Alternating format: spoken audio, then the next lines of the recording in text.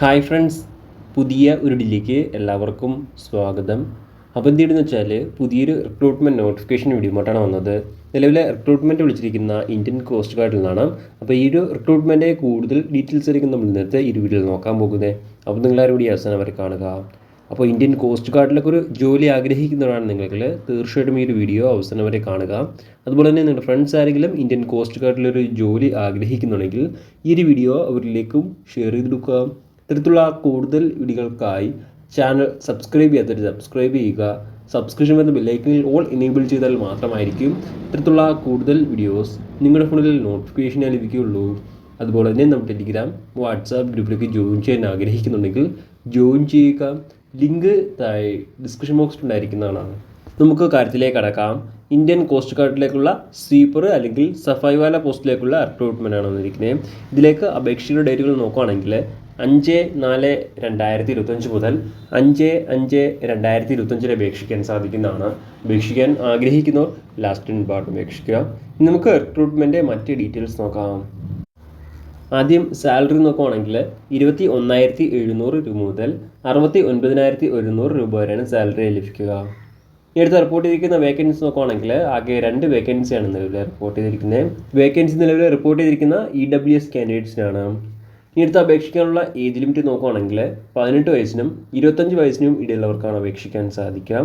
20 ജനുവരി 2025 ഈ ഒരു ഡേറ്റ് അടിസ്ഥാനമാക്കിയിട്ടാണ് 18 വയസ്സും അതുപോലെ തന്നെ 25 വയസ്സും കണക്കാക്കപ്പെടുക.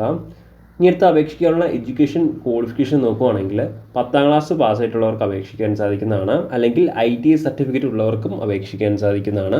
ഇതിലേതെങ്കിലും ഒരു ക്വാളിഫിക്കേഷൻ ഉണ്ടെങ്കിൽ നിങ്ങൾക്ക് ഈ ഒരു റിക്രൂട്ട്മെൻറ്റിലേക്ക് അപേക്ഷിക്കാൻ സാധിക്കുന്നതാണ്. ഇനി അടുത്ത ഈ ഒരു റിക്രൂട്ട്മെൻറ്റിലേക്ക് അപേക്ഷിക്കുമ്പോൾ വേണ്ട ഫിസിക്കൽ സ്റ്റാൻഡേർഡ്സ് നോക്കുകയാണെങ്കിൽ ഹൈറ്റ് മിനിമം 157 സെൻറ്റിമീറ്റർ ഉണ്ടായിരിക്കേണ്ടതാണ്.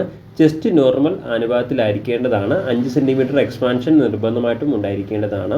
കൂടാതെ വെയിറ്റ് ഹൈറ്റിനും ഏജിനും അനുപാതത്തിലായിരിക്കേണ്ടതാണ്. എന്നാൽ മാത്രമായിരിക്കും അപേക്ഷിക്കാൻ സാധിക്കുകയുള്ളൂ.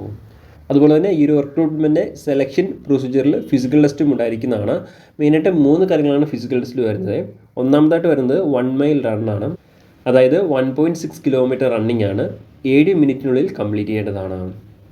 അടുത്ത രണ്ടാമതായിട്ട് വരുന്നത് 20 സ്ക്വാട്സ് ആണ്. 20 സ്ക്വാട്സ് ചെയ്യേണ്ടതുണ്ട്. അടുത്ത മൂന്നാമതായിട്ട് വരുന്നത് 10 പുഷപ്സ് ആണ്. ഇങ്ങനെ 3 കാര്യങ്ങളാണ് ഈ ഒരു റിക്രൂട്ട്മെൻറ്റ് ഫിസിക്കൽ ടെസ്റ്റിൽ വരുന്നത്. ഇങ്ങനത്തെ ഈ ഒരു റിക്രൂട്ട്മെൻറ്റിലേക്ക് അപേക്ഷിക്കേണ്ട രീതി ഇങ്ങനെ നോക്കുകയാണെങ്കിൽ ഓഫ്ലൈൻ വഴിയാണ് അപേക്ഷിക്കേണ്ടത്. ഓഫ്ലൈൻ വഴി അപേക്ഷിക്കാനുള്ള അഡ്രസ്സ് നോക്കുകയാണെങ്കിൽ ദി പ്രസിഡൻറ്റ് ബ്രാക്കറ്റിൽ EF recruitment board bracket close coast guard district headquarters number 4 Kalvathi road fort Kochi 682001 ഈ ഒരു അഡ്രസ്സിലേക്കാണ് നിങ്ങൾ ഓഫ്ലൈൻ വഴി അപേക്ഷിക്കേണ്ടത്. ഓഫ്ലൈൻ വഴി അപേക്ഷിക്കുമ്പോൾ ശ്രദ്ധിക്കുക, ഓർഡിനറി പോസ്റ്റ് വഴി മാത്രം അപേക്ഷിക്കുക. അപേക്ഷിക്കാനുള്ള അവസാന തീയതി 5/5/2025 അപേക്ഷിക്കാൻ സാധിക്കുന്നതാണ്. അപേക്ഷിക്കാൻ ആഗ്രഹിക്കുന്നവർ ലാസ്റ്റ് പാർട്ട് അപേക്ഷിക്കുക. അതുപോലെ തന്നെ അപേക്ഷിക്കുമ്പോൾ ആപ്ലിക്കേഷൻ ഫീസോ കാര്യങ്ങളൊന്നും ഉണ്ടായിരിക്കുന്നതല്ല. എളുപ്പത്തിൽ നിങ്ങൾക്ക് ആപ്ലിക്കേഷൻ ഫോം ഫില്ല് ചെയ്ത് അപേക്ഷിക്കാൻ സാധിക്കുന്നതാണ്. പ്രധാനമായിട്ടും ഇത്രയും കാര്യങ്ങളാണ് ഈ ഒരു റിക്രൂട്ട്മെൻറ്റുമായി ബന്ധപ്പെട്ട് നിങ്ങളോട് ഷെയർ ചെയ്യാനുള്ളത്.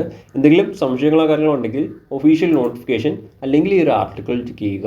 ഈ ഒരു ആർട്ടിക്കിളിൻ്റെ ലിങ്ക് എന്തായി ഡിസ്ക്രിപ്ഷൻ ബോക്സിൽ ആഡ് ചെയ്തിരിക്കുന്നതാണ്. അപ്പോൾ നമുക്ക് മറ്റൊരു വീഡിയോയിൽ കാണാം. അതുവരെ ബൈ.